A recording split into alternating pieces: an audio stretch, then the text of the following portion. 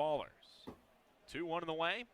This one's unloaded on. High and deep and left. Looking up, McNair. That ball's on the berm and out of here. Ryan Galanie continues the fun for Kannapolis in this bottom of the sixth. It's a two-run blast for the Ballers. And who else? Ryan Galanie adds it.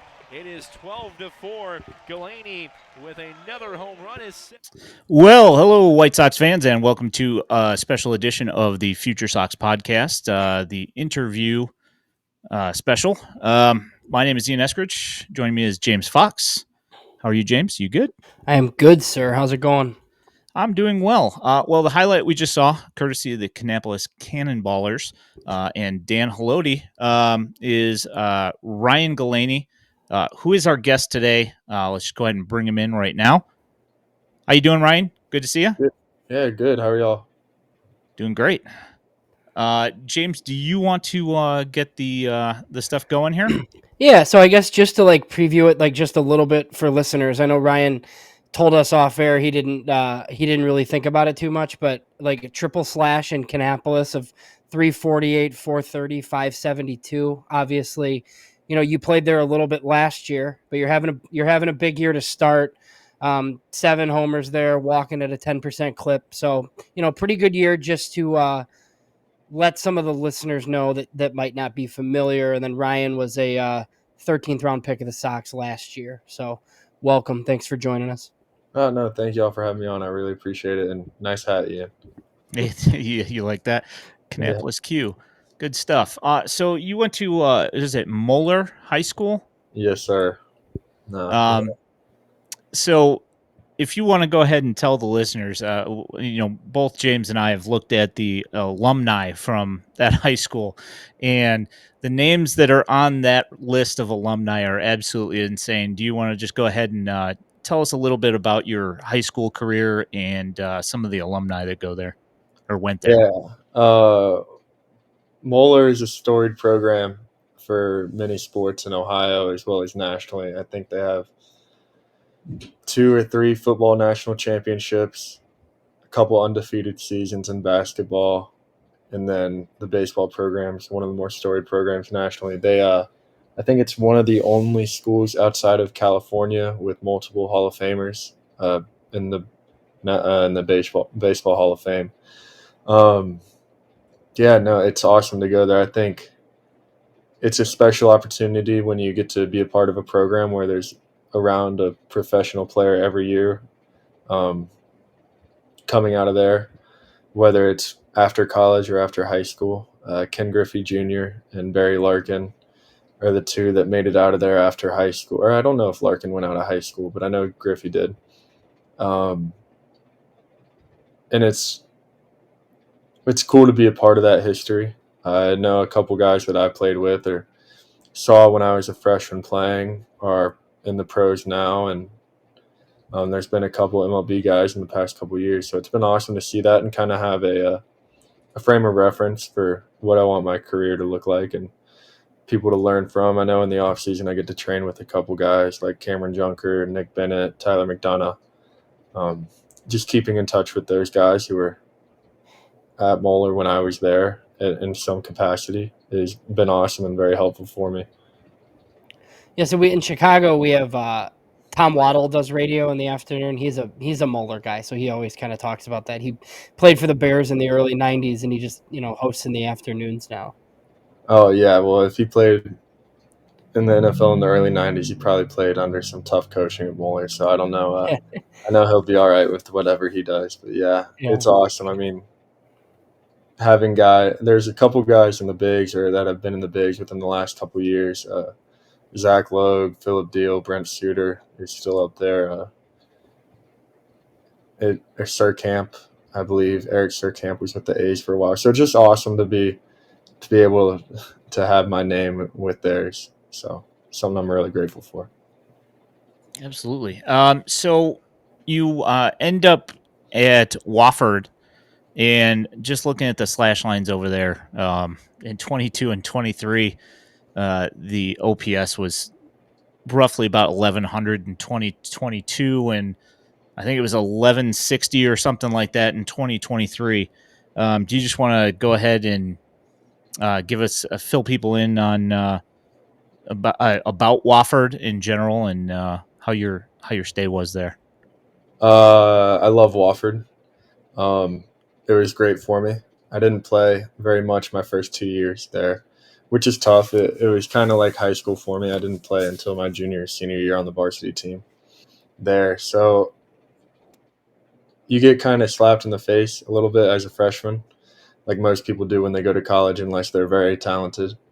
Um, but yeah, I turned it around a little bit in 2022, kind of got my footing and my confidence back, and I had 2 really good years. And I think a lot of that boils down to the people I was around. A lot of them who are playing at Power Fives in the tournament this week. Wofford opens up against LSU, so if you guys watch that game, I don't know how much college baseball you watch, but put a cheer in for my Wofford boys. I think they got it. I think they got game 1 against LSU.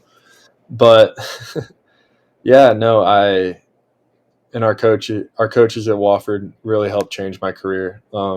Being under Todd Donato and JJ Edwards offensively is 2 of the best names I can think of that many people don't know about.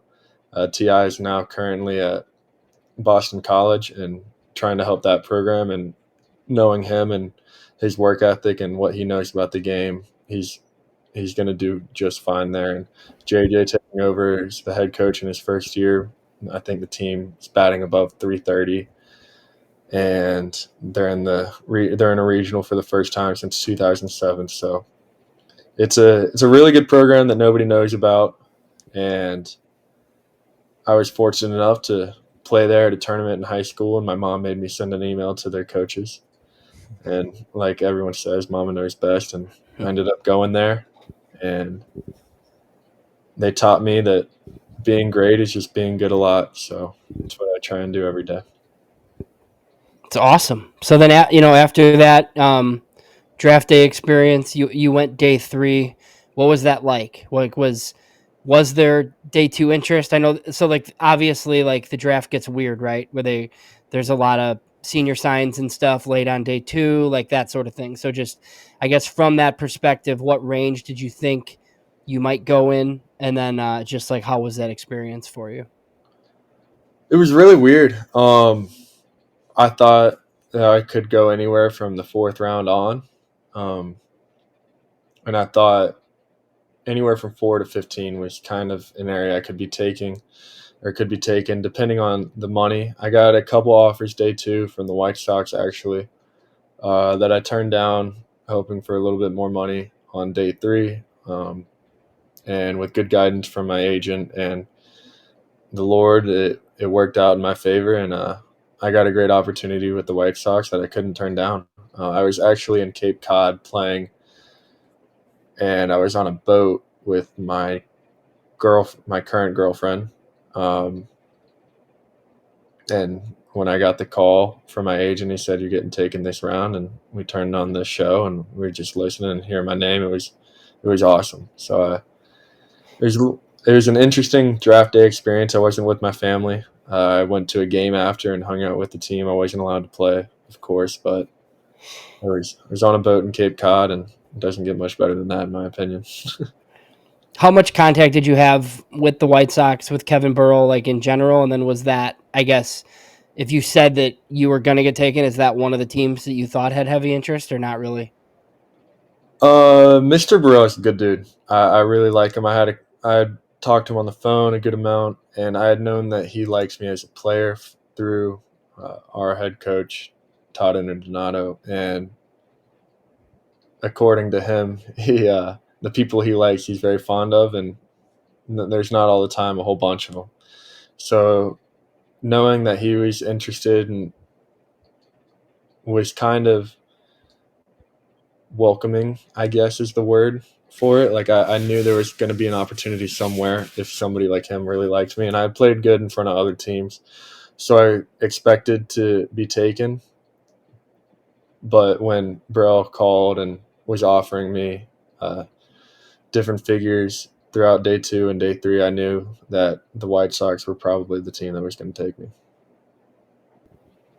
So I think I had saw some. So if it wasn't like if you didn't turn pro, were you gonna get in the portal and go somewhere else potentially, or Yeah, so I was committed to Tennessee. okay? Coach V and their staff was great to me. So were some of their players. I played with Cannon Peebles, who's currently there in Cape Cod and was in the transfer portal as well. And they came up to watch us play, and it was great to meet them in person. I didn't take any visits. I didn't really want to waste anybody's time, knowing that I had a strong chance of going to pro ball. But having uh, having Tennessee and their fan base and that school and that program as another option was very made my life easy at the time. So I'm very appreciative to them. I've texted Coach V the last when they won the regular season and when they won the championship, and he's responded and said they've been checking in on me. So they're really good people, and that program is going in the right direction. So you've been mostly playing first base with the Cannonballers. Do you feel is that your where you feel most comfortable? Are there other positions that that you feel comfortable at also that we might see you kind of work around in at all? Yeah, no, I've been playing a lot of first. I've worked a little bit in the outfield. I didn't get a whole lot of opportunity to do that in spring training. So, or because of our limited first baseman in minor league camp. So, because of that, I've been playing a lot more first now and hope to work into the outfield as the season goes on. Here and there, I know Caden Connor's doing it right now, so kind of doing that, as well as possibly playing some third base. I know I can pick it at first a little bit, so transition that over to third. I played there a little bit in college and struggled then.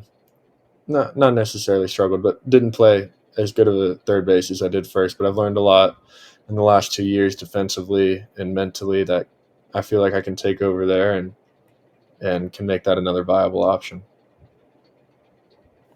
James, did you have a question about third base? That we were talking about this a couple of days ago about you playing third base.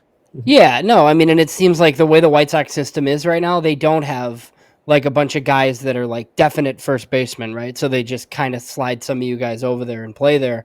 I know, Burrow was emphatic that you're not a first base only guy, So he's like, no, he can play other spots. I've seen him play other spots. So then just like from your perspective, right? Like you understand how this goes. Like if you are first base, like you have to mash, and you are in Kannapolis, but going forward, would you agree like that probably it does help being a little bit versatile and being able to play maybe both corners and third a little bit? Oh, definitely. No, Yeah. I definitely want to be the most versatile defender I can be. I think that only gives me an advantage. I know there's a lot of great first basemen in our organization, or guys that are playing first that are playing really well. I know Sean Goosenberg and Bryce Willitson, higher performing extremely well. Tim Elko has always performed, and I know I haven't been checking the stats that much, but I know Oscar Colas was playing first a lot in spring training, and he's in AAA, I believe, still. If not, I'm mistaken. But he is a very impressive bat to be around. So I know for me to keep moving at the rate I want to, I need to play other positions, and I'm more than open to do that. So how would you describe your hitting instruction with the White Sox system compared to your how it was in college leading up to that, and maybe the Cape Cod as well? Everywhere I've been's been very different. Wofford has a very distinct style of playing baseball and offense, and it's a very unison, idealistic offensive strategy where if everybody does this and we're very aggressive on the bases, then it will turn over time. Um, then you go into pro ball and playing in Cape Cod. It's very you need to be ready to hit the heater, and it's more of not single guys performing well. I would say our team is very similar to what we did at Wofford, but also has a mixture of a lot of talent that anybody can put the ball out of the park. I mean, Riku hit 5 home runs in college and 4 of them were with wood bats. He might be the smallest kid on the field, but I mean, he can do whatever he wants. So the hitting instruction's been a little bit different. It's a little bit of whatever you do well, continue to do that well, and try and get a little bit better at other things. We have really good coaches and coordinators with Danny Santine and Alan Zenter. They're great. Our coach is Charlie Romero here, and then all the way up, I know the guys in Arizona all the way through the guys in AAA. Whenever I played with them in spring training, they all had great things to bring to the table. Even guys that were here last year that aren't anymore, like Barquette. I mean, he is full of great information. So it's been awesome to be in pro ball and learn these things. I know it's only helped me so far. Yes, I mean you joined the organization in July, and then there's obviously a front office change, and the minor league director becomes the GM. It's probably a whirlwind for you, right? And you mentioned Barquette. Like, did you even have time to like notice changes from like old regime when you first arrived to new regime right now? I mean, you mentioned Zinter too. He's the new hitting guy. So just like, is it? You don't have to like give specifics, but is it like an obvious change or not really? You're just trying to do as well as you can in Kannapolis, basically. Of course, there's some things you see, but front office wise, I didn't really notice anything. I don't feel like I had enough time. The Getz as as the coordinator turning GM, I really didn't know what it meant at the time. I was in a hotel with Noah Schultz in Myrtle Beach last year when it happened, and I was more just asking him, of a guy who had been around, what that meant for us, considering we had just gotten drafted by what some would consider an old regime. But having him take over, I felt like is a good thing because he knows who we are. We're still his players. Where if a new GM came in, possibly we weren't. Yeah. I try not to play GM a lot, but that's what I got on that one. Hitting wise, there's definitely some new things. Everybody's got their own philosophies and their own things that they believe are important. And what Zenter brought in, we kind of have a couple of pillars that are important to White Sox hitting. And they're very similar to different things we worked on with Barquette in the past, but also there's statements that are all over walls now, and we're constantly reminded of them. So I just wasn't around enough last year to know if that was in the past, but I know that's what's going on now, and I feel like we're in a good direction. So you mentioned him. Have you taken BP against Noah Schultz before? I have not. Yeah, you don't. I have You shouldn't probably. Yeah, that doesn't seem fun. Yeah. No, he's pretty good from what I've seen from playing defense for him. I'm happy for him. I know he's going to do well in Double A and eventually the majors. He's going to be unreal. Yeah, his first outing in Birmingham was ridiculous. One ball got out of the infield in 4 innings. It was pretty awesome. Yeah, This year's Cannonballer squad, you guys have been on a tear lately. Why is it going well in Kannapolis this year as opposed to the way things were going last year? We got a good group. We've really meshed well, the entire team, whether it's guys that speak very little English to guys that only speak English. Everybody's friends, even if you can only communicate by laughing. We're all laughing with each other. So that really helps no matter what's going on. Our pitching staff's been unreal. It's hard to lose when you're only giving up 3 runs a game. So those guys have been unreal. We've been together since the draft, most of us. And if we haven't, it's been guys that have been in Kannapolis for a little bit, like Batista, who is also lights out every game. And guys can really get behind each other and support each other because nobody's trying to outshine the other. They're all trying to make our collective light better. Everybody wants to win. Of course, we all have our individual goal of getting to the big leagues, but I think one of the things we've talked about collectively is none of us just want to get there and leave. We want to get there and win when we're there. And winning is a culture thing, and if we can create the culture now of winning at the lowest level, we can win at the highest level.